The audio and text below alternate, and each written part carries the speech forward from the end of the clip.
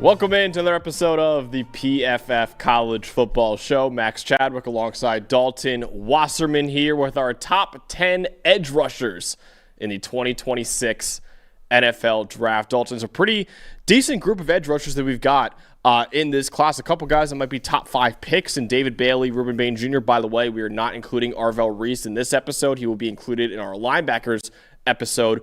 Honestly, after the first two guys, though, I found it was a pretty wide open list. It's wide open as far as the order of it, but no less talented. I think you could argue that edge defender is the deepest position group in this entire draft. This is a really good draft to build out your defensive line in general, but especially on the edges, depending on what you're looking for. There's a lot of different players, a lot of really good pass rushers. You talk about a lot of really good run defenders, guys with size off of the edge. It really depends on what defense you're running and what type of player you're looking for, but there's something for everybody, I think, in this edge class, and I think value even well beyond this top 10 that we're going to do today. Absolutely. Want to remind you guys right now, all the numbers we're going to break down for these guys in this edge class are available to you guys right now. The PFF Plus subscription is available 25% off right now. The promo code PFF CFB25. All right, Dalton, give me your 10 through 6 for this edge class. 10 through 6 for me. Number 10, Gabe Akheem from Illinois. Number 9 is Derrick Moore from Michigan. Number 8, Keldrick Faulk from Auburn. Number 7 is Malachi Lawrence from UCF. And number 6, I have Cashius Howell from Texas A&M. My number 10 through 6, a couple different names I have actually in my top 10. At number 10, Arason Thomas from Oklahoma. Number 9, Cashius Howell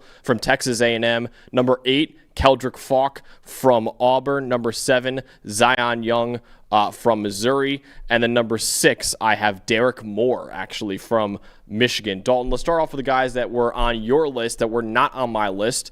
Start off with Gabe Akheem, your number 10 edge rusher in this class. High-effort, versatile player who can play all across the line of scrimmage. He's got reps, obviously, as a wide nine or as a stand-up outside linebacker, all the way inside to a head-up zero technique over the center. I think he's just one of those guys who gives you a ton of effort, both in the run game and as a pass rusher. He's got versatility. He's strong. His lower body is strong in the run game. He's really good at stacking and shedding defenders, especially when he is head up. I think he's a player who maybe doesn't have the highest ceiling in this draft, but he's going to be a really nice starting piece who can fit into a lot of different fronts in a versatile defense. I think when you look at the appeal of Akheem, there's a really good floor to him. He's got short area quickness in the run game. His hand usage is really good. I think for me, the downside for him, you're not going to get a ton of twitch. You're not going to get the most explosive athlete and the most explosive get off the ball, right? I don't think his first step off the edge is as elite as some of these quicker edge rushers that we have on this list, and he's just an okay tackler. I think there's times when he's a little bit reckless. He needs to break down and tackle a little better. I'm probably going to say that about 3 or 4 guys on this list. But Akheem, I think to me, a solid football player, a solid day 2 pick that'll probably go somewhere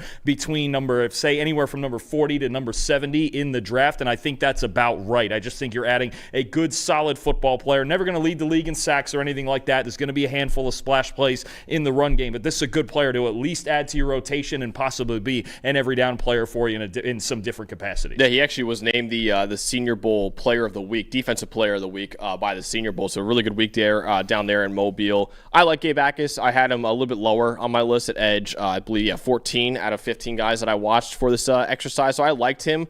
I do think he's an okay athlete overall. You mentioned before the first step is not as quick as you might like. Only a 64 run defense grade this past year at Illinois, too, but he was a really good pass rusher, 90 pass rush grade over the last 2 years for the Fighting Illini. So, again, I like Gabe Akheem. He's more of a late day 2 type of player, probably early day 3 type player for me, but I do like him enough in this edge class. I'll go to my guy, Dalton, next guy we're going to talk about right now. That is Arason Thomas, the edge rusher out of Oklahoma. Speaking of great pass rushers, man, Arason Thomas is a phenomenal pass rusher for the Sooners over the last 2 years. And over a 91 PFF pass rush grade over the last 2 years, a 20% pass rush win rate this year. He really wins with that explosive first step off of the ball. He has a bend to dip under tackles as well. He converts speed to power when tackles expect that speed rush out of him. He has natural pad level at 6'2", and he also improved his run defense grade by 15 points this year to a 79 mark. So he really, this year, I thought, fought through double teams a lot more and has great pursuit speed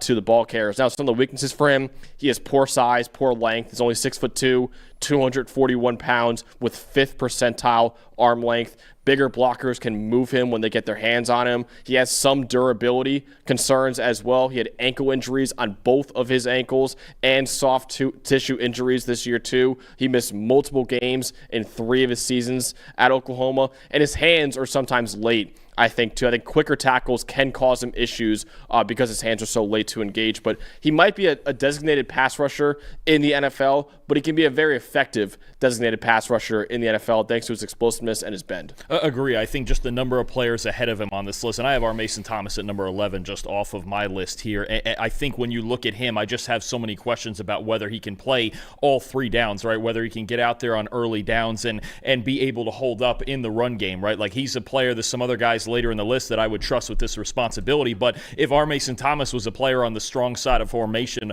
who really had to hold down the C-gap with a tight end covering him on the other side, I think I would have a real problem with that. I'd be worried about double teams with him. I'd be worried about him just getting overpowered because we saw it too much in college. You're right. As a designated wide 9 edge rusher, he's outstanding, right? You talk about the explosiveness, the twitch, the speed, right? The ability to turn the corner is outstanding, but I think that's the question for me. Can he ever run defend well enough to play all 3 downs, right? And if he's just going to be a situational player, I had to put him a little further down on my list for that. Yeah, I do think he's a great pass rusher, but you're right. The run defense concerns are why he's a little bit lower on both of our lists right now, why he wasn't even in the top 10 of your list. Dalton, a guy that I think surprisingly for a lot of people is not on my list. He's been a big name in draft circles right now. Malachi Lawrence, the edge rusher out of UCF. I'll get into more of why I didn't love his tape as much as I thought I would going into it, but why did you like the UCF edge who might be, a lot of people right now, Dane Brugler from The Athletic said that he might be a top 25 pick when it's all said and done in this draft. So I have him number 7. I don't like him that much. I don't think he should be a top 25 pick. I think he's still very raw, but when you watch the violence and the twitch that he plays with, I do get the appeal in flashes, and he had an outstanding pass rushing year this year for UCF. I believe it was over a 19% pass rush win rate, right? You see at times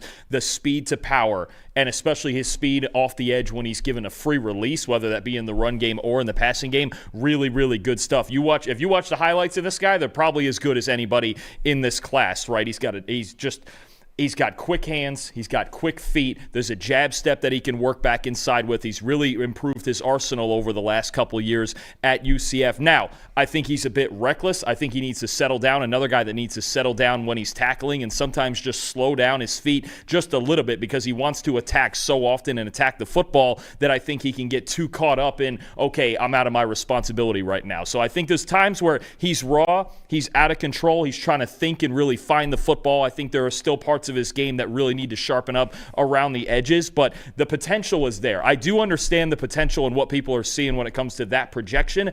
To me, he's more of a top 50 player than a top 25 player. I wouldn't take him in the first round, but I think he's a really, really solid, explosive, developmental guy you could take in the second round, work him into your rotation, and if he fills out his run defense and just some of the mental aspects of his game, right, and just staying under control, he could be really good. I understand where they're coming from.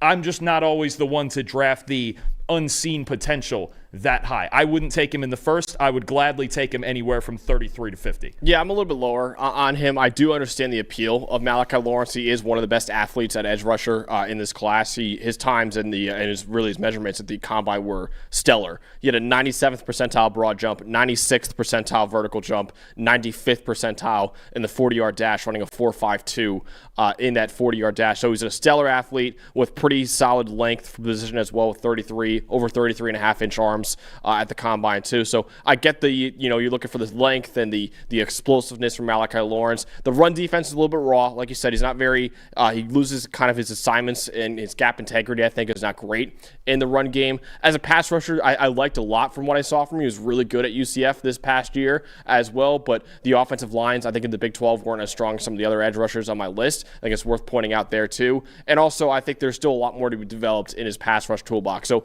I get it with Malachi Lawrence. He's a very, very enticing athlete at edge rusher right now, and he's had some really good pass rushing numbers this year too. I'm just a little bit lower on him right now. I'm with you. I would not take this guy in the first round.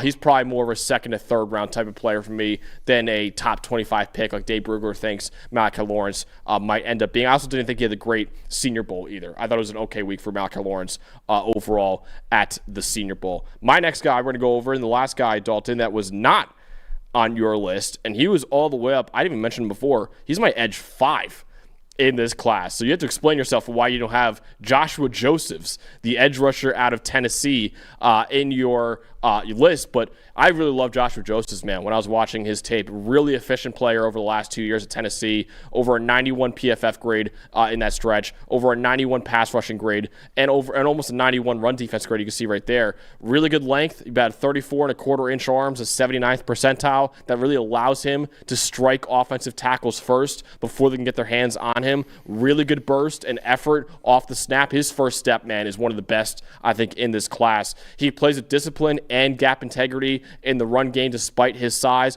and he has worked on expanding his pass rushing toolbox this year at Tennessee rather than the year before when he was winning more off his speed and his length. You saw a few more moves from him this year with the Volunteers. Some of the weaknesses, only 240 pounds right now. Stronger tackles can get the better of him when he tries to use his speed to power moves. Tight end chips also work against him more than you would like for him. 24% missed tackle rate this year as well. He has had issues throughout his career bringing down ball carriers. Also, this is kind of an issue with James Pierce Jr. and other Tennessee defensive linemen in years past. Fewer than 375 snaps every year of his career at Tennessee. Tennessee, the Volunteers, really use a lot of a platoon system with their defensive line, so you don't see the high snap totals, and you see the elite PFF grades. There's some question marks. Okay, if you play 60 to 70 snaps, can you still maintain a level of dominance in the NFL? And also not much bend, I think, for Joshua Josephs either. A little bit tight in his hips. But again, really efficient as a pass rusher and as a run defender over the last 2 years. He has the tools that I would bet on in this edge class, but got to get a little bit stronger right now to be a really good player in the league. I will give you that. He's got tools, he's got bursts, he's got a violence to his game that I think I think it's matched by only a few other guys on this list, I should say. The length really shows, I think, especially in the run game. When you talk about one-arming tackles and keeping contain out there on the edge, especially in an odd front, in a four-man front, to be able to keep contain and work backs back inside, I think he's got a really good ability to do that. To me, it's a couple of things. You mentioned one, is it durability, or is it just the fact, like, we don't know that, kind of like, it was a little more to me like Omar Norman last year, where it was like, we don't know if this guy can walk into the NFL and play, let's say, 800 snaps. We have no idea. The career high is 365, which I think he played in each of his last 2 seasons. So there's 3 other things to me with this game. Number one, can he add more weight? Can we get Josh Josephs up to like 255? And he's already very, very strong for 242. He takes advantage of the leverage and the length that he has. But can he get up to maybe 255 or so and play at that weight and keep that explosiveness? Number two, another guy, got to get better as a tackler. He's got to stay on his feet. He dives way too much trying to make arm tackles. That is not going to work, especially on NFL backs that know how to run through contact. And 3, for me, and you mentioned as a pass rusher, it was a little bit better this year, but I think in all aspects of his game, it's almost like he's seeing red. And it's just all instincts all the time, right? Just wherever his body takes him is where he's going to go. And I think I need him to slow down and think just a little bit more. See the concepts that are getting thrown at you, right? Come up with a consistently well-sequenced pass rush plan that he can use those tools and a potential football IQ to really attack the quarterback. I think, to me, he needs a lot of coaching. I think coaching, put some weight on, figure out how to tackle. There's a long way to go. He's got as much potential as a lot of guys here. And again, that's kind of the opposite thing that I did with Lawrence here, and I think Lawrence is a little further along. You've got here with Joseph, explosive athlete, really strong player, even though he's undersized. But I think there's a lot of coachable things that can be worked on, and he's got to put in a little more weight. Will he be able to take the coaching and go ahead and do that? To me, he's a developmental guy, kind of like Norman Lott, he went right at the top of the 3rd round or last pick of the 2nd round. I would probably take Joseph somewhere in the early to mid 3rd round and see if I could develop him as a part-time player first. See, I would take him maybe high 2nd round. I really think there's something there at Joshua Josephs, man. And the reason why I have him a lot higher than Malachi Lawrence, I think Joshua Josephs is a far better run defender than Malachi Lawrence. I would agree with that. And I think as a pass rusher, they're pretty similar too. So I think, I get the appeal for both of them. And I know Joshua Josephs is a guy I'm going to be very high on in this class at edge 5. But yeah, I was kind of blown away by how much I liked Joshua Josephs when I was watching his tape. And this is me and Tennessee edge rushers, man. James Pierce Jr. last year, I was one of my favorite players in the draft. You had him number 1, didn't you? I had him number 1. Yeah, obviously some off-field issues are reasons why he's not going to be the player that I thought he would be. But Joshua Josephs, man, he's another guy that I'm very high on, the Tennessee edge rusher as well. Dalton, one guy that both of us are going to be lower on than where he's going to be picked, I think, in the draft. Keldrick Faulk, the edge rusher out of Auburn, who I think consensus right now has him as edge 3 in this class, and right now projected top 20 pick in this draft. Right now, what do you think about him, and would you take him that high? So he's got, I wouldn't take him that high. We've both got him number 8 here on this episode. He's got a massive frame. He's got length and power, no question about it, and he's a really good run defender. Let's start there. He's been one of the best run defenders in the country over the past 2 years, no question about that. As a 4-eye or as a 5 technique, and even at times as a 7 or a 9, that length really plays, and he doesn't move backwards very often in the run game. You're getting a surefire, really good run defender in Keldrick Faulk with really it's just a physical presence up front, right? Okay, here's where I have the problem now. Well, I was looking into some of the numbers on the pass rush side, okay, and for the same reasons why I have him here is for the same reasons I was lower on Mykel Williams, and he went 11th overall. Same reason I was lower on Shamar Stewart last year. He went in the teens, right? I just don't get enough as a pass rusher, especially for a guy with this build, as I feel like I should. He stands up out of his stance. I think he's kind of stiff, even in the open field. And he's 280, so he might be a little bit stiffer than some of these guys that are 240 and 245, right? But I think when I watch Faulk, I watch him rush the passer, and I just wish there was more. I wish there was more violence. I wish, there was just a plan in general. That just feels to me like there's no plan at all. And then I go back and watch him again as a run defender, and I feel like there's a greater arsenal of moves and block shedding that I just go, just bring that over as a pass rusher and we'll be just fine. So right now, to me, he profiles like an old school 5 technique, 3-4 defensive end, right? Those players, you just don't draft those players that high anymore because teams aren't in a base 3-4 like that, like they used to be in, say, Rex Ryan's defense 80% of the time. That's not a thing, right? So they'll go to it. They'll go to 5-man fronts and they'll move guys down inside. But if he's going to be that combo player who can play inside and out, even like Mykel Williams was trying to do in San Francisco, he still has to be able to rush the passer. And his pass rush metrics are right along the same lines as Mykel and Shamar's in their college careers. So I just worry about that part of it. And to me, when I see that and I see the amount of development he has to go to as a pass rusher, and if I'm going to take a run defender, I'm just going to wait, and I'll probably take a Kristen Miller, especially if it's a guy who I want playing the 4-eye or somewhere inside. I'll take a Kristen Miller. I'll take somebody from our D-tackle group, right? So I think, to me, I'm out on Keldrick Faulk as a first-round pick. I'll be honest with you. I'm out on it. I was out on Shamar Stewart as a first-round pick last year. It happened anyway. I think I remember when we did our edge rankings last year, I think I had Mykel Williams 6 and Shamar Stewart at 9, despite the combine and all the tools and everything else that goes with that. Because this type of player, yes, it helps your run defense. Drafting Keldrick Faulk would make your run defense better. But what's the spot for him? Where do we want him to play? How heavy do we want him to be? And can he rush the passer? Max, 75 pressures over the last 2 years. 37 of them either unblocked or we charted as cleanup pressures late in the play. Half of his pressures, unblocked or cleanup. I need him to be able to win. And I think, what is it this year? Only an 11-ish% win rate this year? That's well below average. Barely inside the top 200, I believe it was. Yeah. So until this is just the type of player. Like I was lower on Shamar Stewart last year. Same exact thing for me here is why I have him lower. Yeah, you mentioned it all, really, for Keldrick Faulk. You mentioned it. He's one of the best run-defending edges in this class, maybe the best run-defending edge that we have in this class. 89 run defense grade over the last 2 years. Elite size, elite length, 6'6", 276 pounds, 34 3/8-inch arms. It's 85th percentile. He utilizes that length really well with his long arm, puts tackles on the back foot before they can even get hands on him. Sets a hard edge, really, in the run game. Can fill multiple gaps in the run game. He has the strength to stack and shed blocks. He's very disciplined as a run defender, too. He maintains gap integrity. And you mentioned it. He's versatile. He could line up at 5 tech, 4-eye, 3 tech, even stood up as an edge rusher at times for Auburn, too.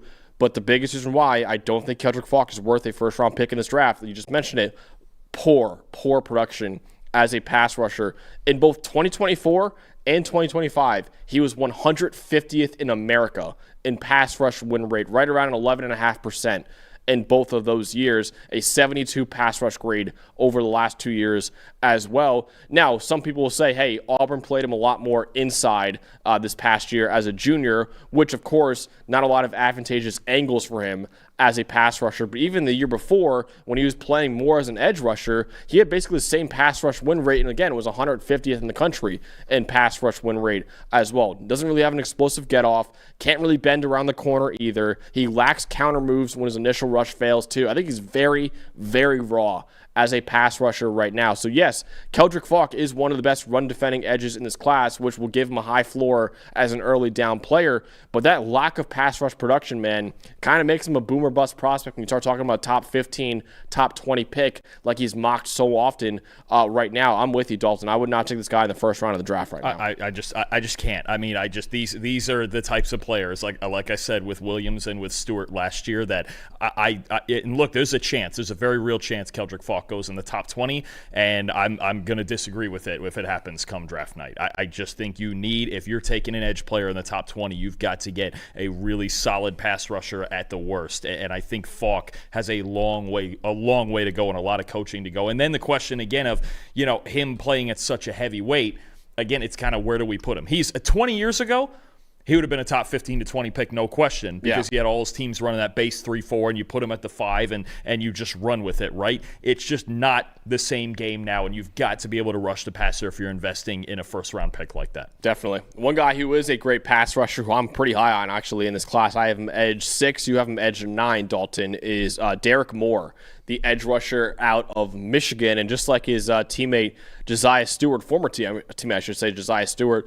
Derrick Moore, man, is an elite pass rusher right now. 94 true pass rush grade this past year. Only David Bailey and Akheem Mesidor, who we'll talk about later on in the show, had a higher true pass rush grade than Derrick Moore this past season. An 86.5 pass rush grade in 2024, so it's not like he just had 1 year as an elite pass rusher. It was 2 years at Michigan. He wins most often with his bull rush. He has good pop in his hands. He drives his legs to the blocker to find the quarterback. Plays with good pad level as well. Extremely reliable tackler. Only a 4% missed tackle rate this year. That was 97th percentile for edge rushers, and an excellent week at the Senior Bowl. Actually, Dalton, I was there taking a video of the rep where he put, I believe it was Markel Bell on his ass at the Senior Bowl. One of the best reps we had all week, honestly. And that bull rush really played, man, at the Senior Bowl. I thought Derrick Moore was one of the best players we had at the Senior Bowl. Doesn't really bring the same fire, though, as a run defender. Only a 73 run defense grade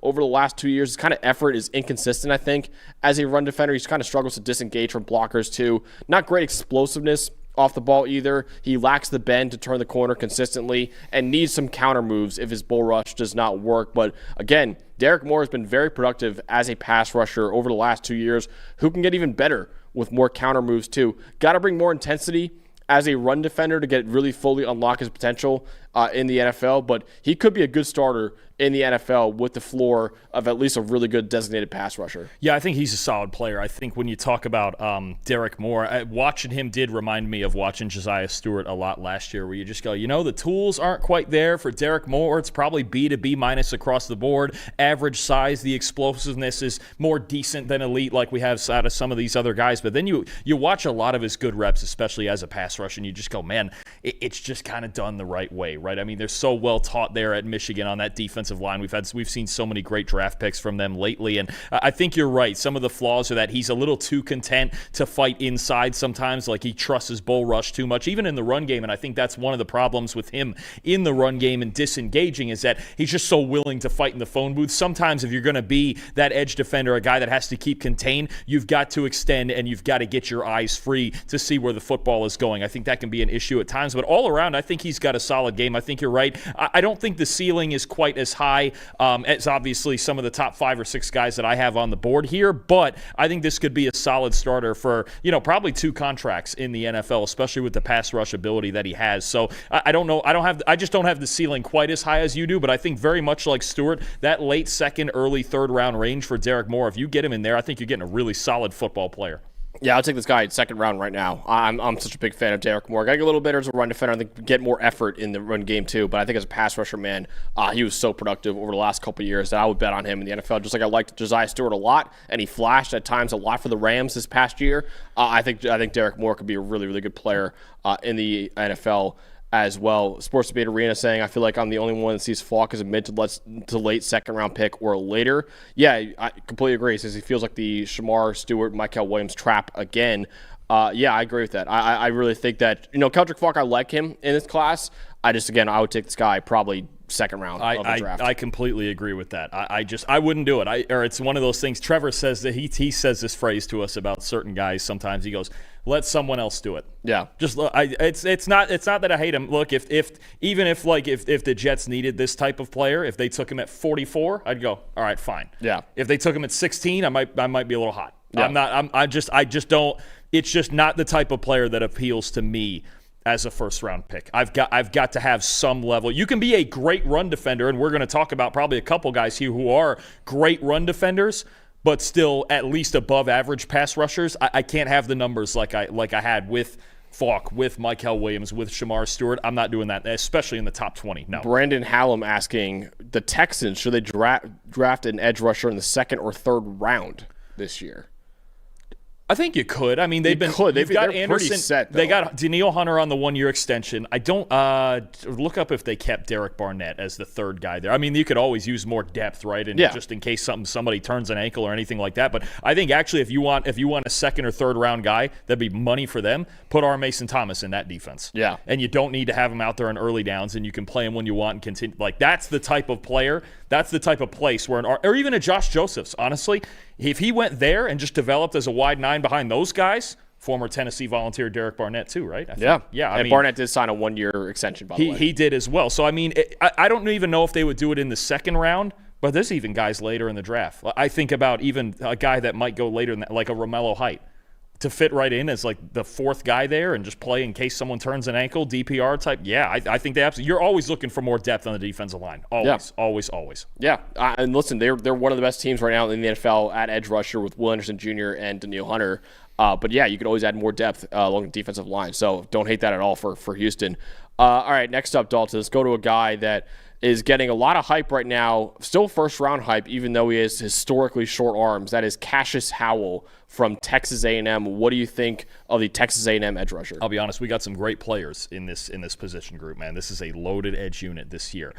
I think Cashius Howell was the guy that I had the most fun going back and watching his tape one more time. The bag is so deep, Max, and he understands the adversity of, yes, having short arms like that, but he's as crafty as anyone. I mean, he's at a 90 pass rush grade in 3 straight seasons going back to his days at Bowling Green, right, and then dominating the SEC for 2 years at Texas A&M. You talk about a guy, first of all, quickness and closing speed, okay? He might be small, but he's a hell of an athlete, right? And if you're an offensive tackle, if you're not ready, first and foremost, for the speed around the corner, he will keep going to it. He will just keep going to it until you prove you either can handle it or you're going to overset to it. And then comes the fun part, right? You get the jab steps to work back inside. You get the spin moves. You get just all the setup in his pass rush game. I don't think that's said enough about Cashius Howell, between the arsenal, the bend, the speed. He's got as deep a bag as anybody this year, right? I think, last year we talked about another guy like this, despite maybe some undersized concern, Donovan Ezeraku, right? Remember we were like, man, this guy just has it all when it comes. He has all of the answers. And you know what I love about it? He is smaller, and I wouldn't necessarily put him inside between the tackles or even in that strong C gap inside a tight end because I'd be concerned. You double team Cashius Howell, it's probably going to work, right? You want to keep him out wide out there.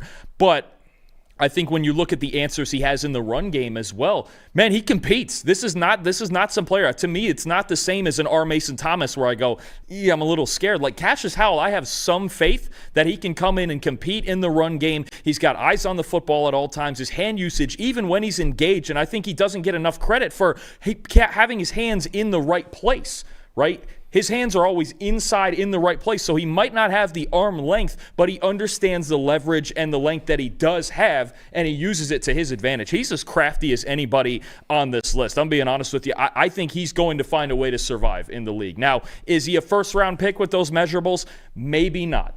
But he's somebody I could take a chance on in the second, even with the arm length issues, because I just think you watch him go through the game mentally, sequencing pass rush moves, finding ways to contribute in the run game, even though he might be the smallest guy on his defensive line. Yes, the measurables might keep him out of the first round, but man, this is a really good football player.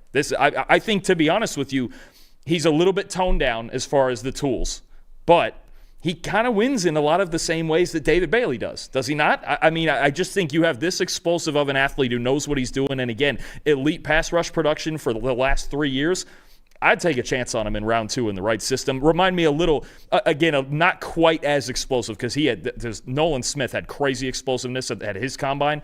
But there's like a Nolan Smith road here. Yeah. I could see this going down where he might need a year or two to kind of work on some things on the edge, and he'll never be the best edge setter. But this is a darn good football player. I'm in on Cashius Howell. Someone in the chat actually has Cashius Howell number 2 edge actually still in this draft. So I don't know if I'll go that high. I have him edge 9 in this draft right now. But if he was just a little bit bigger, he would be up there. Because as a football player, I'm telling you, I had the most fun out of all these guys we're mentioning. I had the most fun watching Cashius Howell. Just sequencing pass rush moves, competing in the run game as the smallest. And you know that the rest of that A&M D line, they're a bunch of monsters. And yet it's the smallest guy out there that's making the most plays consistently every single week, man. He's awesome. He's an awesome football player, and I hope he does get a fair shot eventually at a starting job. Zach asking, if Miami goes edge rusher at 30, who do you think will be there? I think Cashius Howell is certainly a name that could be there at number 30 overall. I think TJ Parker, guy that we'll get to later on in the show, Zion Young, who we'll get to later on in the show as well. They also are options at number 30. Maybe Akheem Mesidor slips all the way to 30 as well. There's some options for Miami at 30.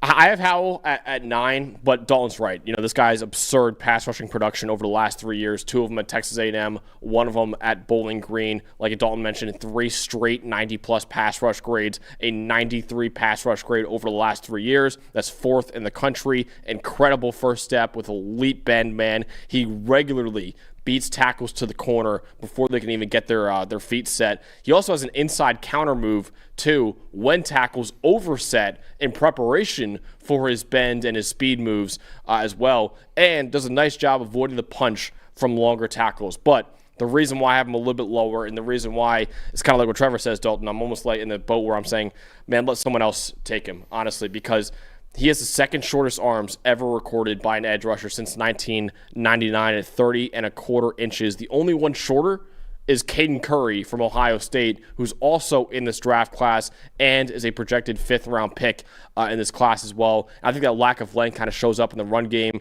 A 74 run defense grade this year. He won't really win by hand-fighting offensive linemen. Doesn't really have the length for that. An offensive lineman will too easily get into his chest. Also on the lighter side right now at 253 pounds, can sometimes get pushed around when offensive linemen get their hands on him. He drops his eyes, I think, a little bit too much in the run game while engaging blockers too, kind of loses sight of the ball carrier doing that too. So he has the pass rush production of a first-round pick, but Cashius Howell is a historic outlier in terms of his length, and his issues in run defense for me are why he's more of a day 2 player for me rather than a late first-round pick like a lot of people still have him as. So I get it. The pass rush production is hard to ignore right now in the SEC back-to-back years at A&M, but that length and the reason the run defense concerns for me are why I would take him more in the 2nd or 3rd round rather than the 1st round. I think I would be somewhere in the top 50 to 55 with Howell. And I look, you always need pass rush help, and I think some teams just in the 2nd round range that should think about it. Tennessee, Kansas City, Cincinnati, Baltimore, Tampa, Indianapolis. Like I just think Detroit at 50. If he went to the Lions at 50 to go along with Hutchinson, would love it. I'd absolutely love it, especially when you have teams that could, rotate. Think about even Kansas City, let's say at pick number 40, right? You got maybe an Ashton Gelati or somewhere in there, someone a little more heavy-handed there on the early downs, and then you've got Howell and Karlaftis coming off the edge. I think he could still go somewhere in the top 50 because there's so many teams in that range that need pass rush help. I do. If he got to Detroit at 50, I'd be like, yeah, if they got an offensive tackle and then Cashius Howell, their first 2 picks, A+. I'd be in on that. Yeah, absolutely. All right, let's get to the next guy, Dawson, a guy who might be a top 40 pick in this draft as well. That is Zion Young from Missouri. I have him edge 7 in this class. You actually have him edge 5 in this class. And, really productive at Missouri. 2 years with the Tigers, transferred in from Michigan State. 87 PFF grade over the last 2 years, 88 run defense grade over the last 2 years, and 83 pass rush grade this year for the Tigers. A dominant run defender, man. This guy can stack and shed blockers with violent hands. Also holds up against double teams thanks to his anchor. Very, very violent player, man. Every time he goes out there, offensive linemen feel him on every single snap. His motor never stops. He's always talking trash, as well as the demeanor that you want from a defensive lineman. Very active hands as a pass rusher. Showed off legit bend at Missouri more than you thought he would have, honestly. And also, another guy, great week at the Senior Bowl, I thought, for Zion Young as well. Now, he won't really win with speed very often thanks to his average burst. Needs to develop more counter moves too. His pad level can be an issue at times because he is 6'6", and it also is worth mentioning he had a misdemeanor assault charge at Michigan State due to a tunnel fight there and a DWI arrest this past December for Zion Young too. But the strength and the violence that you look for in a potential 4-3 defensive end, his lack of explosiveness and his lack of pass rushing toolbox right now kind of limits his ceiling for him right now. But I think if he develops his pass rush toolbox a little bit more, he could be a really high-quality starter in the NFL. Good all-around, well-built power rusher who brings you value in the run and pass games. Is he ever going to be the guy to lead the league in sacks? No, he's not. I think, like you mentioned, with the kind of relatively average explosiveness and get off the ball, but he is a thicker player who really he's somebody who now we get to me, Zion Young at number 5 for me is the separator. Him and the guys I have above, I feel like, okay, I feel good about them being 3-down players, right? And everybody else below I have some questions about it, right? So I think when I look at Zion Young, the violence, you mentioned it. There's times I watch his tape and I will audibly out loud say, hey, can we calm down? Just calm down, just a little. I love it. I absolutely love the attitude, but I mean, there's even a couple plays later on, after the whistle where it's like, okay, just cool it just a little bit. But I get it. When you're out there and you're 110% all the time like that, and you're so physical like he is, and I think that's the thing. He is physically, especially in the run game, like you mentioned, a monster, man. Do not block this man with a tight end, by the way. Just don't. Do not do it. There are too many reps of tight ends getting absolutely thrown to the side by Zion Young. And you mentioned it. Only 1 year of plus pass rush production this year, but it is improving, right? Yeah. I think when you look at him, he doesn't have as much length. He's not quite on this level. If he ever got to be on this level, he'd be an unreal football player. But I think he wins a lot of the same ways as Greg Rousseau does for the Buffalo Bills. And Rousseau is not a player who, he's somebody who gets 8 to 10 sacks a year. He's not ever going to have 20, but he was the highest graded run defending edge player in football this year. You can feel it when he's out on the field, and then when he's not in run defense for Buffalo, the difference in their defense. And then still a solid power rusher that can collapse the pocket and again get you 8 to 10 sacks a year. If Zion Young got close to that point, where obviously Greg Rousseau is a stud, he's one of my favorite players in the league. But if he got close to that point in that same style of play, you got a really good player. I think he's worth something on that border of a late first, early second round pick. I could see him going somewhere possibly as high as the early to mid-20s, and if not, I don't know that he's getting past the top 40, really. No, I think he's going to be a top 40 pick in this draft, too. If he goes in the late first round, I wouldn't hate it either. I think he's a really good run defender, one of the best run defenders in this class, and honestly, the reason why I have him above a guy like Keldrick Faulk, one spot ahead, actually, of Keldrick Faulk, is he's got better as a pass rusher, honestly, and I think Keldrick Faulk just hasn't really shown that yet as a pass rusher right now. So Zion Young, for me, was edge 7, and for Dalton was edge 5. Dalton, next up, a guy who entered the year as our number 1 edge rusher in this NFL draft, TJ Parker, the edge rusher out of Clemson. Not the year that he or the Clemson Tigers would have wanted this year, but we still both think he could be a first-round pick in this draft. Oh, absolutely. I think he's a player that he's just another player outstanding at the Senior Bowl. One of the best players at the Senior Bowl the entire week there. The first thing I love, this is my favorite stat I found on TJ Parker this week. The consistency. You get the same player week in and week out, every single week for Clemson, starting for the past 3 years.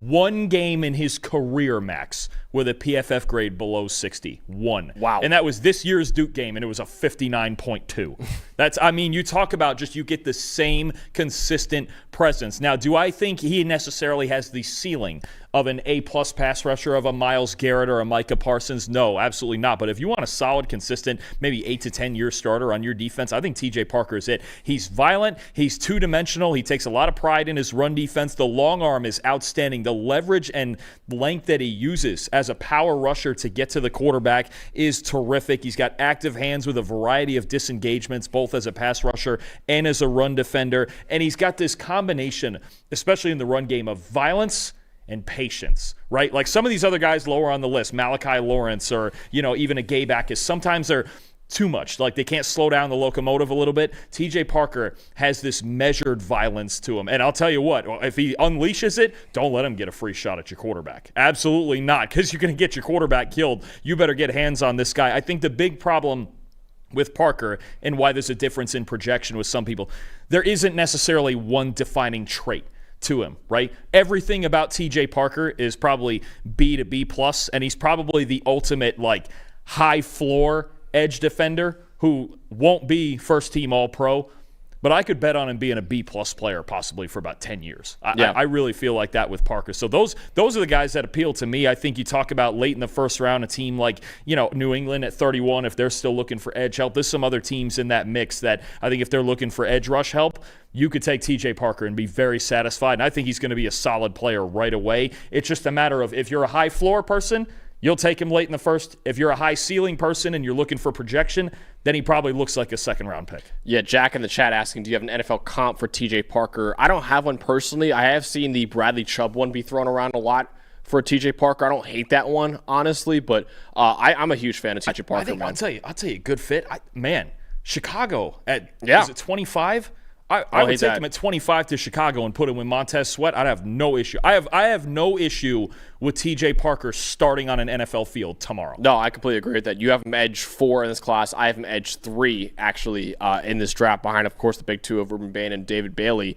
Really productive career at Clemson, man. A 90 PFF grade across his 3 seasons with the Tigers, 85-plus grades in his career as a pass rusher and as a run defender. Violent player with great power. His hands knock back offensive linemen. He has a long arm move that can walk back offensive tackles into the quarterback's lap. He sets a hard edge in the run game, forcing backs to cut it back inside. 6 forced fumbles last year in 2024. And like Dalton mentioned, a great week at the Senior Bowl as well. Now, like Dalton mentioned, solid explosiveness, nothing special right now. Not really going to beat many tackles to the corner. His production dipped a little bit this year, still an 80 PFF grade. So it wasn't like it was a Peter Woods type of year where Peter Woods is like a low 70 type player after having 2 great years. TJ Parker was still an 80-plus PFF grade, but offenses were keying in on TJ Parker a little bit more. He needs to develop more counter moves outside of just winning with power right now as a pass rusher too, but very powerful edge rusher, been very productive over his 3 years at Clemson, both as a pass rusher and as a run defender.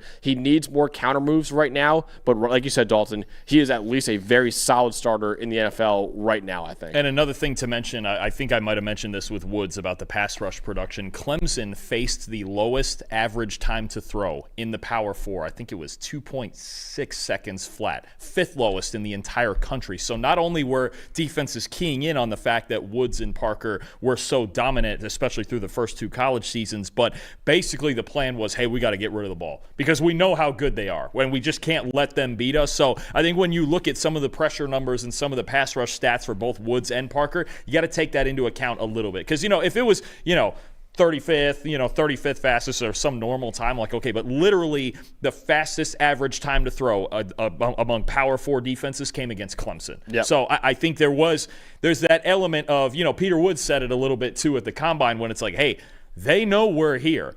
And they know they got to work around us, and they better find a way to do it, or we can blow the game up. So I'm high on Parker. I'm in on it. I think there's some teams in the 20s that could use him for sure. And if you were to get him somewhere down in the middle of the second round, I think you're getting a steal. I think a perfect encapsulation of that stat right there is the Week 1 game against LSU, where LSU beat Clemson in that Week 1 game, one of the biggest games of Week 1. Garrett Nussmeier was getting that ball out at warp speed, man. He knew that TJ Parker and Peter Woods were coming down the barrel at him. So I completely agree agree with that too. That's important to note for every Clemson defensive lineman right now. Actually, another question in the chat, Dalton, saying, do you guys think it's fair that Clemson guys fell on the board this year when everyone got worse? Would that not suggest that it was more coaching than player? And why did TJ fall more than the others? I actually kind of agree that TJ Parker's fall is a little bit undeserved right now. I don't think he should be going from a top 10 pick like he was going into the year. I don't think he is a top 10 pick right now, but going from that to a borderline first round pick that he is for most people right now, I don't really agree with that. I would still take this guy probably somewhere in the top 20, top 25 picks right now. So I'm kind of with Sports Debate Arena in that I think both Peter Woods and TJ Parker are kind of being slept on a little bit too much in this draft. I'm not sure that Tampa or Detroit would do it in the teens at 15 and 17, but I think if Dallas was looking for more, maybe at 20, the Chargers at 22, I think would absolutely be. Think about it this way: between Dallas at 20, Chargers at 22, Philly at 23, Bears at 25. Hell, even San Fran at 27, the Chiefs at 29. That's too many teams with an edge need.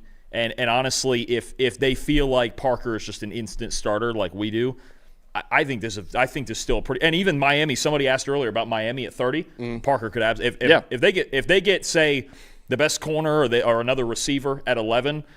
And then they get TJ Parker at 30. I think Miami's had an A first round. Yeah. There's too many teams with edge needs. You're going to see a lot of these guys. There's going to be a run on. I mean, New England at 31. New England at 31 could do it. I mean, there's just too many. There's too many of them.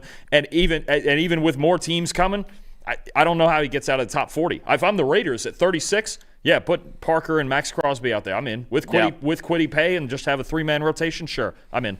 Yep. Let's get to the other Miami edge rusher right now, Akheem Mesidor, who I have edge 4. You have edge 3 in this draft. And listen, Akheem Mesidor, man, he was dominant in his final year with the Hurricanes. It wasn't just the Ruben Bane Jr. show at Miami. Akheem Mesidor was 3rd in the nation with an 88 run defense grade. He was 4th in the nation with 13 sacks as well. And you could tell that he has a Hall of Fame coach as his defensive line coach in Jason Taylor. He was very polished, I thought, as a pass rusher too, with plenty of moves in his toolbox, refined hand usage as well. His hands are constantly moving.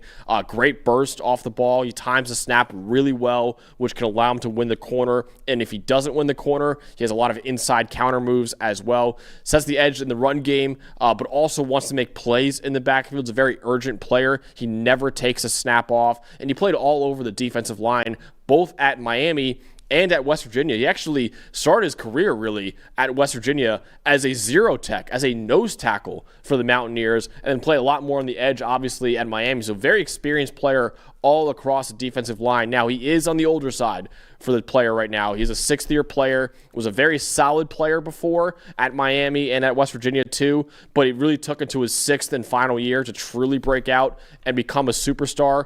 He will be 25 years old as a rookie, kind of below average size too, 6'3", 259 pounds. His arm length is 32 1/8 inch. That's 10th percentile right now. May not be able to set the edge in the run game as he has in college as well as he has. Doesn't really convert speed to power, I think, as well as you'd like either. Now, he can be over-aggressive at times in the run game, has some balance issues through contact, and is also worth mentioning he had foot surgeries both at West Virginia and at Miami that caused him to miss time. So he is on the older side, and he is a little bit undersized, but Akheem Mesidor was one of the most dominant defenders in the nation this year as a pass rusher and as a run defender. And his tape alone this year, even with the size and even with the age concerns, is still worth a first-round pick in this draft, in my opinion. I think some of it with Mesidor is the usage, and I think the injuries in past years really prevented Miami from figuring out what he should do best. And I think if he played this year at right around 260 that he measured in at the combine, because previously he was playing up around probably 280, 290. I mean, this is a large individual with big legs, man. His lower body really drives a lot of his game, especially in the run game. When he does set the edge, it's because his lower body doesn't move, man. He's really hard to move off the ball, and I think you mentioned it first and foremost. I love that you mentioned Jason Taylor here. We'll mention it again during his teammate Ruben Bane's bit. These are the two most well-taught pass rushers in this draft. Yeah. You can see the coaching on tape, the usage of the inside hand, especially as pass rushers, the sequencing, the ability to get lateral and get off the ball, and even in the run game, just see where you need to be. They're so well-taught, both of these guys, and it makes me think, just from the college sense, one of the weird thoughts I had watching the two of them, Boy, Damon Wilson coming from Missouri into Miami next year, and Marquise Lightfoot too is a really talented player. Oh, this Miami defensive line train is not stopping. Yep. Because when I'm watching, and then Ahmad Moten in the inside too. Because you sit there and you go, okay, they're losing Bane and Mesidor, and they're two freaks, and yes, that's true. But they're in large part. Jason Taylor is going to get an NFL job here at some point, because I mean this is the best D-line coach in the country, the way he coaches these two guys. But Mesidor is also a usage part. If you look at by far his two highest graded seasons, it's what he was playing mainly as an edge rusher. And Miami stopped messing around with having him on the interior. Now, can he reduce inside, and is he strong enough to play in the interior? Sure. Ruben Bane's the same way. We'll talk about that. You can do that, and you can have Mesidor rush from the inside. I think for a team with an adjustable front, say like Philadelphia, that was the first thought I had. I said, Vic Fangio loved this guy. Yeah. You want the solution to all those undersized edge rushers Philly has? Bring in Akheem Mesidor and watch him reduce down inside on passing downs, leave him out there on the edge. I mean, that might be the ideal fit for me, is in there in Philadelphia, picking at 22 or I think 23 there. I was super impressed, man. I'm telling you, he's disciplined. He's well-taught. Yes, he's a little bit older. Yes, there's the question of should we really draft a 25-year-old? But you know what? There's some teams in the mid to late first round. Listen, Detroit, Philadelphia, L.A., I mean, there's some teams where I think he'd fit right in and have no problem. And again, this year it just shows me over 700 snaps lined up outside the tackle. As a true edge player, that's his ideal build. And playing down at 260, he looked awesome. He just looked just a little bit lighter on his feet than he did the year before. The get-off isn't great, but it's better than it was a year and a half ago, because I think he took some of that weight off, and it just plays better at 260 out on the edge. And this draft is not good enough, and I get the age concerns. This draft is not good enough at the top to let this guy fall out of the first round. I totally agree. Yeah, it's such a wide open draft, and there's so many question marks with so many first round caliber players that when you have a guy like Akheem Mesidor who dominated the way he did this past year at Miami, I would take this guy. I think high floor players are going to be very valuable in this draft, just because there's not a lot of them, honestly, in this draft. There's a lot of question marks, a lot of players in this draft. And Akheem Mesidor, I get it, he is older, and maybe the ceiling isn't as high as you might like for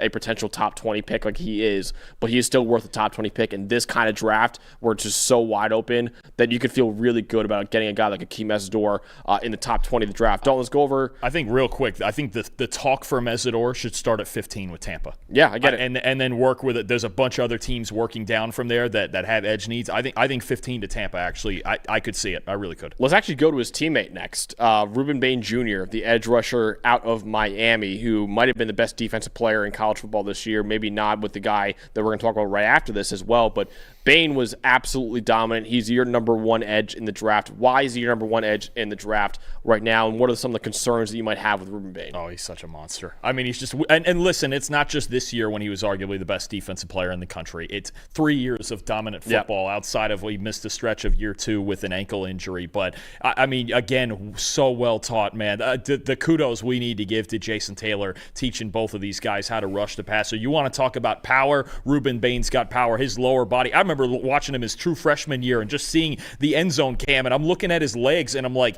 his legs are bigger than the 310-pound guy next to him. What is this, especially as a true freshman? He's so darned strong that it makes up for the length, and he's so well taught with his hand usage, especially as a pass rusher, as a stand-up outside linebacker. He's so well taught by Jason Taylor to make adjustments on the fly, and the bend is really, really good. You combine all of those things, and he finds a way to rush the passer, and then the difference for me, it really, as pass rushers, I could see the argument either way between Bane and Bailey. I think if we were just ranking pass rushers, probably tied for first for me. I think I could even lean Bailey.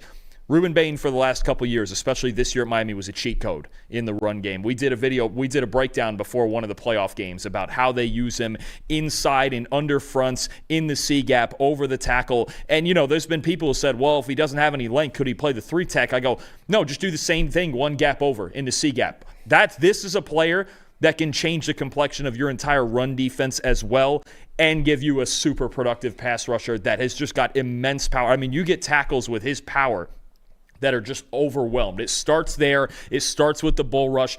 Then it goes to the club with the inside hand. Then it goes to the bend. Then he's just got everything in the bag. Ruben Bane, I know the argument's been about arm length. And now people are starting to backlash on the combine because of arm length, and we got to get Men's Warehouse or somebody to start measuring arm length. That'd be an easy sponsorship, wouldn't it? Yeah. Just get one of the Joseph A. Bank or something like that to just go, you know what? You guys come in here, fit everybody for suits, and do this because we're sick of arguing about people's arm lengths and eighth of an inch and half an inch.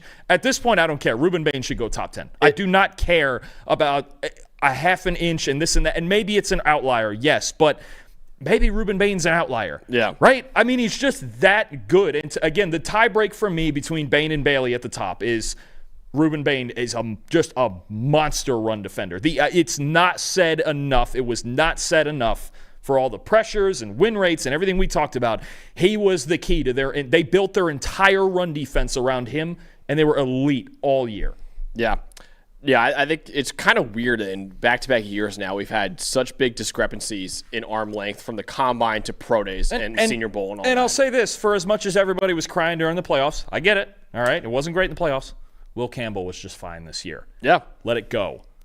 Yeah, I completely agree with that. I have Bane at number 2, but really it was a 1A, 1B for me. And in my final big board, actually, they might be separated by one spot, honestly, because I think both of these players are so unbelievable. But Ruben Bane, man, was arguably the best defender in college football. I'd probably argue that this year. 93 PFF grade, most valuable edge in the country, led the nation in pressures, and also was 9th in run defense grade, too. And like Dalton mentioned, it wasn't just this past year either. In 2023, his true freshman year, he had an 89 pass rush grade. Dalton, that was second among Power 4 true freshmen in the PFF era. Do you know who's number 1?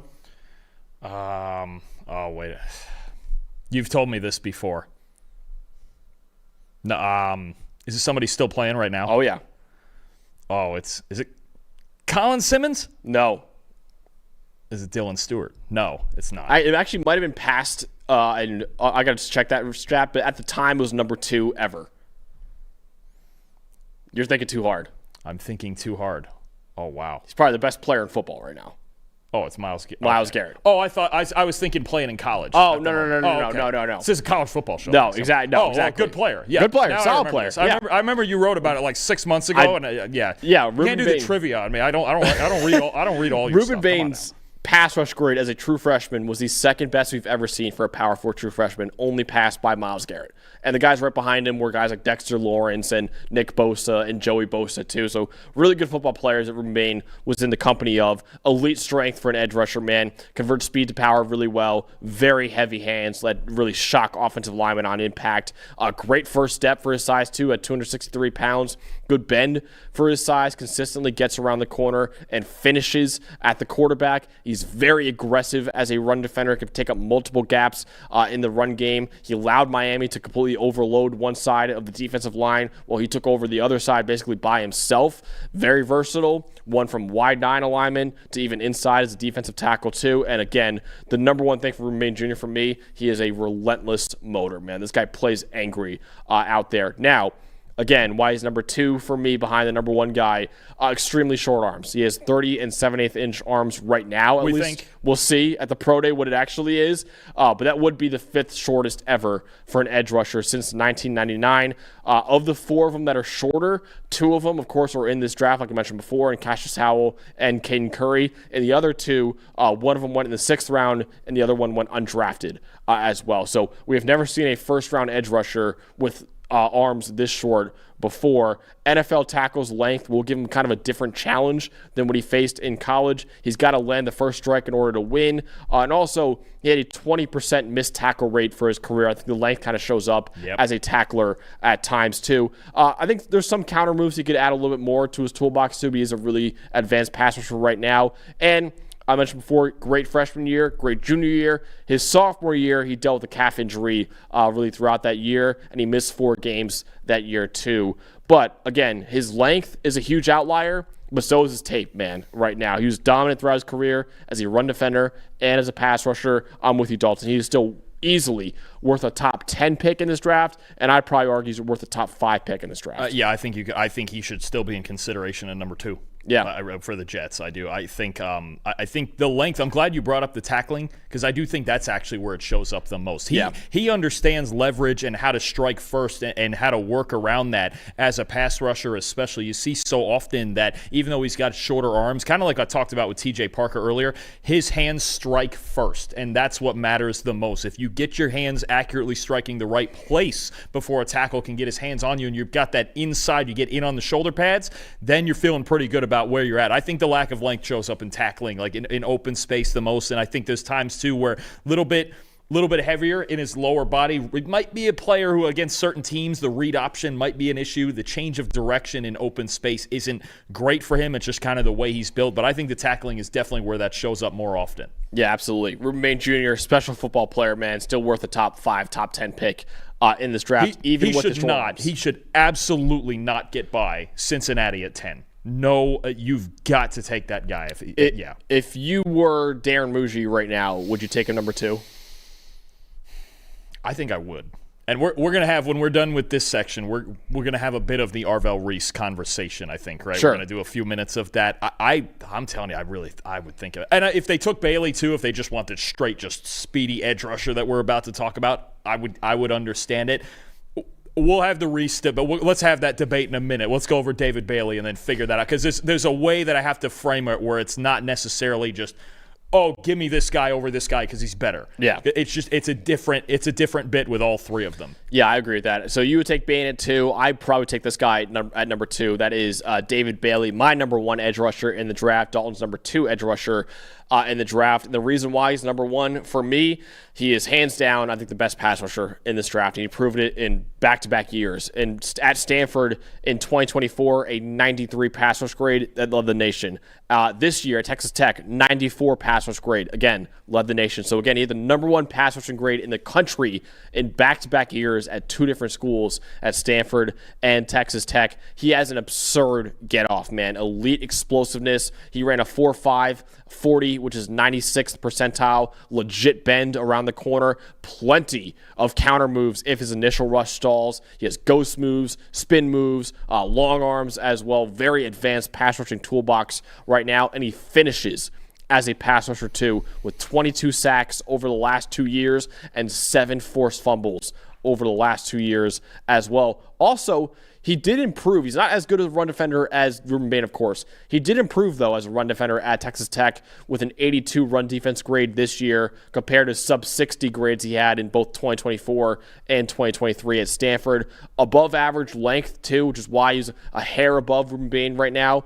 33 and 3/4 inch arms, that's 60th percentile, and a relentless motor like Ruben Bane, never gives up on plays. Now, he kind of wins with finesse right now. He's only 250 pounds, which is 19th percentile, and his frame seems a little maxed out right now, I would say, too. He's listed at under 240 at Stanford. He has issues maintaining gap integrity in the run game. He won't really stack and shed that often. Needs to win quickly as a run defender, and he won't win with much power as a pass rusher either. Dalton, but honestly, the more I watched him, and a guy that I was so high on in the 2022 draft, and honestly, probably one of my biggest wins as a scout was Nick Bonito. And I saw a lot of Nick Bonito in David Bailey's tape, honestly. And I think David Bailey, hands down, the best pass rusher in this draft, and one of the most dominant pass rushers we've seen in recent memory in college football. That alone, in my opinion, is worth a top 5 pick, even with some power concerns in run defense. Yeah, I think it's just going to be, I don't think he gets out of the top 10, or at least I don't think he should, right? When you talk about, I think Tennessee, if they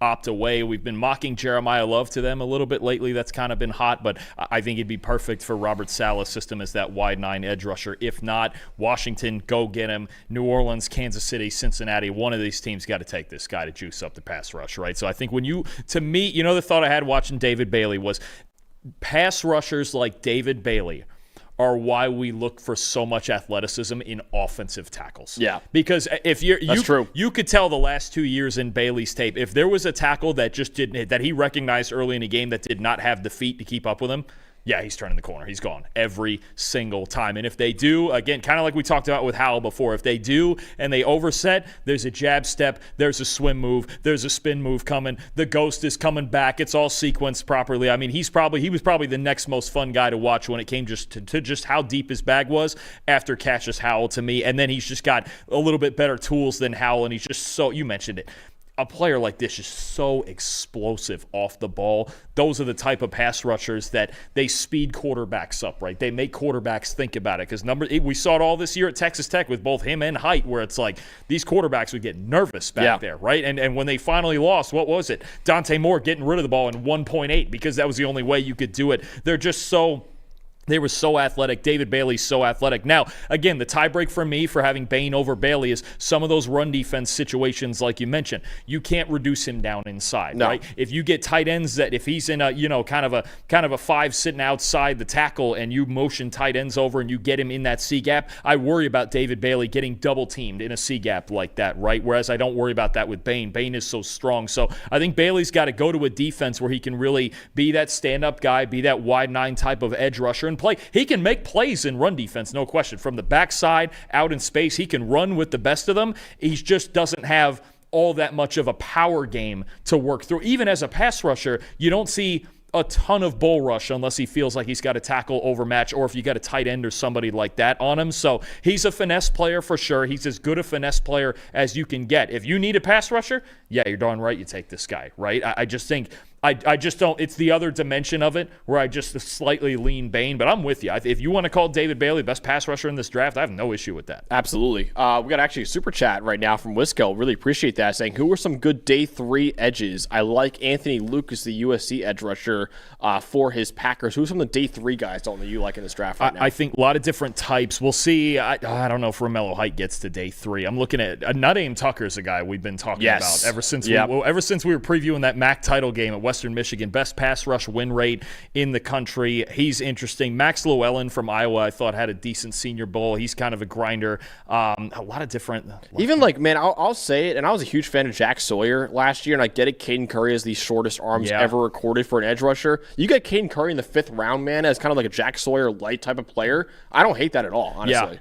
For sure. I mean, he had an unbelievably productive year too. I mean, there's Mikael Kamara probably would go day 3. Mikael Kamara. I mean, Tyreek Sapp is still sitting there. He's kind of in between like that as well. He might go day 3. I think this is the thing. The depth players in this class are very good, man. Brian Thomas Jr. I mean, how long ago was it that people were talking about Patrick Payton as a first round type of talent? I mean, if you feel like you can coach him up a little bit, he's still got that sort of People are really high on Kieran Crawford, the other Auburn edge rusher too. He could be a 4th round pick. Kieran Crawford, Vincent Anthony Jr. from Duke. I mean, he was really, him and Wesley Williams both from Duke. I mean, really solid football players. Mason Rieger from Wisconsin is a dynamic athlete. I believe he used to play at Louisville before Wisconsin. I mean, there's a lot. I think our favorite is Nadeem Tucker, though.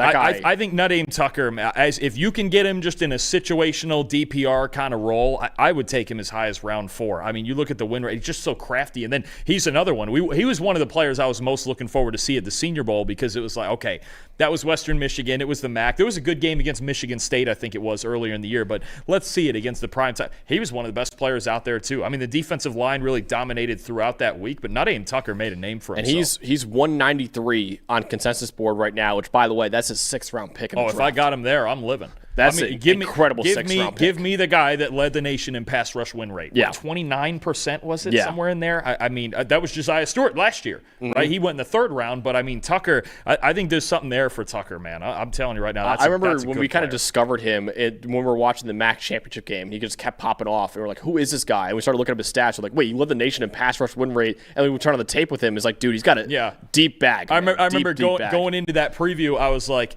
yeah, I'm going to take Western Michigan. This pass rush is filthy. I'm like, Miami, Ohio's working on a backup quarterback, and they have to face this? No. Yeah. And then what was it, 10 pressures and 2 sacks? Dude, he was dominant in that game. Yeah. He just kept popping off. So, now Dame Tucker, who right now projected 6th round pick in the draft, he would be a really good steal, I think, on day 3. Yeah. Someone saying deny Dennis Sutton, I think he's going to go in the 3rd round, or early 3rd round. I don't think he's going to be a day 3 pick. I'm a big fan of deny Dennis Sutton, man. I think he's a really good athlete out of Penn State. I think he's a guy that really Solid Senior Bowl, I thought, too. It wasn't the best week from overall, but it was solid. He's been decent as a run defender and as a pass rusher, too. So if you can get that guy somewhere in the third round, I had denied Dennis Sutton, edge actually 11. He just missed my top 10 list in this draft. So I was a bigger fan of denied Dennis Sutton than I thought it would be, honestly. I think the big thing, too, with this draft class, and this is why we talk about this possibly being the deepest position, you might get 15-plus guys that go in the top 100 that go in the first 3 rounds from this position group. I'm about to count right now how many edge rushers does Trevor have here in his top 100. Let me see this. 1, 2, 3, 4, 5, 6, 7, 8, 9, 10. There's 15 in the consensus board in the top 100. 11, 12, 13, 14. Trevor has 16 in the top 100 and then 4 more in the next 25. I mean, he's got 20 of the top 125. I mean, you're going to see, I think, 15 plus go in the first 100 picks. There's so 15 in the consensus board right now. It's just how good. I mean, some of these guys, even just outside of it, you mentioned Michael Kamara, Sapp, Mason Rieger, Nadeem Tucker. He's got Nadeem Tucker up to 148 now. You know, getting in that 5th round conversation. So I think I really think this is the deepest group at any position in this draft. There's just so much talent to it that in round 4 and 5, there's going to be good football players sitting there. So Sports Arena asking, why is denied Dennis Sutton so low on our list than if we didn't have him in the top 10, even though we like him? I think he's solid all around. I think he's more of a solid player rather than a true superstar right now. I think that's been his career at Penn State. So I like the tools from denied Dennis Sutton. Again, an okay week at the Senior Bowl. I think he's a solid player overall, and I think it's a pretty good edge class. So his solid wasn't enough to get in the top 10 for me. Yeah, no, Trevor's got him, I believe, if I counted this right, Trevor's got him here at 13, and I'd probably about agree with that. Somewhere in the top 13 to 15 is about right for him. Yeah, absolutely. Someone asking, is it deeper than tight end class and D-tackle class? It's D-tackle. It's a better class than D-tackle. It's better than D-tackle, and there's more top-end talent. Tight end, I think there's a lot of options, but again, when you look at the combination of top-end talent and depth, I think edge defender is the best. It's the best one. Yeah, I would agree with that. And also, there's 2 edge rushers on the field at all times, so it's hard for a tight end class to be better. And this overall, isn't even. I'm counting all these rankings right now.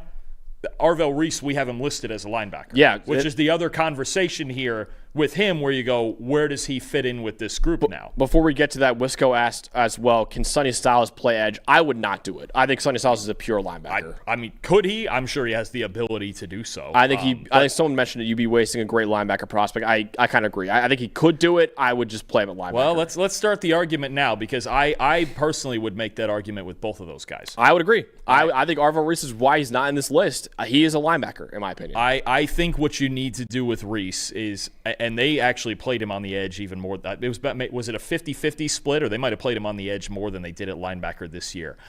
I think he should be a linebacker and then be in a role kind of like the Eagles used Jahad Campbell. I think Campbell played about 150 snaps off the edge. There's no question he can be very valuable as a blitzer. Maybe he can be a valuable pass rusher. To me, we don't have enough evidence as a pass rusher, especially, that this could be a special edge defender. We had much more of it with Abdul Carter last year. He had a whole year off. Well, I could tell you the numbers right now. In terms of pass rush win rates for those guys like Abdul Carter, the Micah Parsons, the Jalen Walkers, the guys that we thought, okay, they played linebacker in college, but they could play on the edge in the NFL. Those guys had much better pass rush win rates than Arval Reese right now. Abdul Carter, 23%. Micah Parsons, 21%. Jalen Walker, 17%. Arval Reese is down to 13% right now. And if you're saying, okay, well, Abdul Carter played edge rusher his final year at Penn State. Well, the year before, when he played linebacker, his pass rush win rate was 25% that year. So I'm with you. I don't think the production for Arval Reese as a pass rusher is enough to say, oh, take him at number 2 overall as an edge rusher right now. I would not take him number 2 or even close to that high right now, but I agree with you. I think he's more of a linebacker than an edge rusher right now. I think, I really wanted to watch him as a pass rusher. And the problem I'm having is we're basing and he's a solid run defender. I don't know if we'll see. That he's probably more advanced as a run defender right now than he is off the edge as a pass rusher, right? Think of it this way. 22 total pressures this year, no matter where he was coming from. 10 of them, almost half, unblocked or cleanup. Okay? The spy, he's a weapon as a spy. There's no question he's a freak athlete. And I think right now I'd still have to call him a top 10 to 15 player in this class. But it's a matter of where. If it's me, I would take him somewhere as a linebacker who absolutely will get reps off the edge. Yeah. Like, he's the perfect Sam linebacker like that. If you want to reduce it down and you need a fifth defensive lineman, but you don't have one on the field, he's the guy you put off the edge. And especially, I actually trust him in run defense right now more than I do as a pass rusher. As a pass rusher, I think there's a long way to go. Now, I understand why he came out at the combine and declared, I'm an edge rusher. Why? Because the top of the edge market is worth damn near, at this point with Parsons making 47, damn near triple what the top linebackers are getting. I get that totally. And if eventually he becomes an elite edge rusher, hey, good on you, man. You might make $50 million a year at some point, right? Right this minute, he's one of the top 2 linebackers in this class.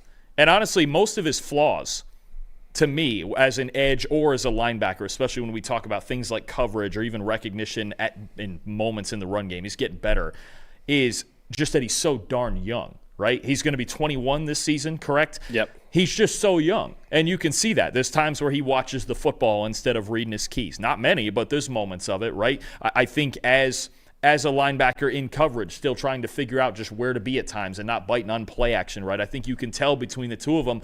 I might end up with Arval Reese as LB2 behind Sonny Styles. We're going to do that sometime here soon, those rankings, but I wanted to watch Reese just for this episode especially.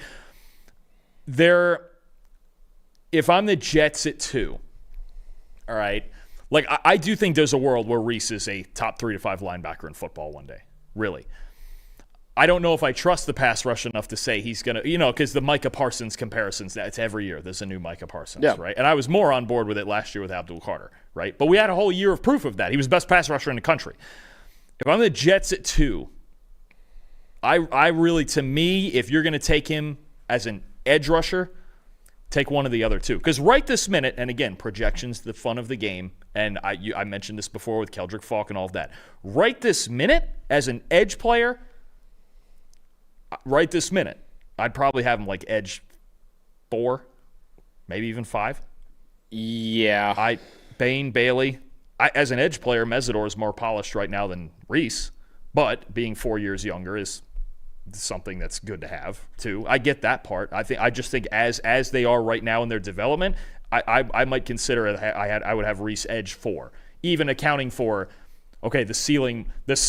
Even right now, he's not as polished as TJ Parker. He'd be at least a distant 3rd at best. Yes. I mean, that's a distant 3rd behind Bailey and Bane. And as a linebacker, he's in all likelihood we got to remember, he was only a starter for 1 year. Yeah. And at linebacker, I think there's a patience and the speed and everything that comes with it. He can, if he's not as good as Sonny Styles right now, he can be very soon, right? I mean, he's a top 2 linebacker in this class with the ability to add that off the edge, kind of like Jahad Campbell does. I would be more in that route going, all right, this guy's an athletic freak. He can do everything for our defense. He can, in some form, be one of the best players in football. But if I'm the Jets at 2 and I'm taking Reese, I'll trade Jamie and Sherwood. I'll let Reese learn for the next 2 years next to Demario Davis. Yeah. And watch him turn into the best linebacker in football, plus everything else he can do. Also, it's worth mentioning that if he does play full-time edge rusher, I mean, his measurables are below average for edge rushers. Correct. Too. He's only 241. 241, which is 4th percentile. His arm length is 32.5 inches. It's 16th percentile. So it's not like he's got the body of an ideal edge rusher either. Like, he's got to put on some weight to play on the edge. And also, the length is well below average to play edge, too. If the idea is to take Arval Reese defensive end or outside edge rusher, take Bane or Bailey. If the idea is mostly linebacker, hybrid, work him in where you want him to, then I think I would think about it. But if we were to do that, maybe you keep Sherwood and you go with a base defense or however you want to do it. But I think a Jamie and Sherwood trade would be on the table. And you have Davis and Reese at linebacker, and then you mess around from there. Yeah, we'll do our top 10 linebackers next week on this channel. And I can promise you right now he's probably my number 2 linebacker behind Sonny Styles. I think Sonny Styles is the best linebacker in this draft. So I think Arval Reese, I'm with you. I think he's worth the top 10 to 15 pick in the draft. I would not take him number 2 overall. Like, he's being mocked countless times right now by everyone. And the favorite right now to go number 2 overall to the New York Jets. But appreciate you guys watching this channel and this episode of the top 10 edge rushers in the draft. Don't know what we're going to do for Tuesday. I think we're going to do a mock maybe. You want to do a mock post free agency mock? Yeah, we sure. haven't done it yet. I did one with Trevor, but it's a fun. And now I think that was before That was before the Jalen Waddle trade. So That's true. We'll get our first mock with the Waddle trade. The all offense and all defense mock that we did these past couple weeks were pre-recorded before free agency because I was going to Iceland. So now we could actually get a new mock going and an updated one with all the new team needs for it as well. But really appreciate you guys watching this show. Appreciate our producer that back there, and Eli. For Dalton, Wasserman, I'm Max Chadwick. We'll see you guys next week with a brand new 2026 NFL mock draft.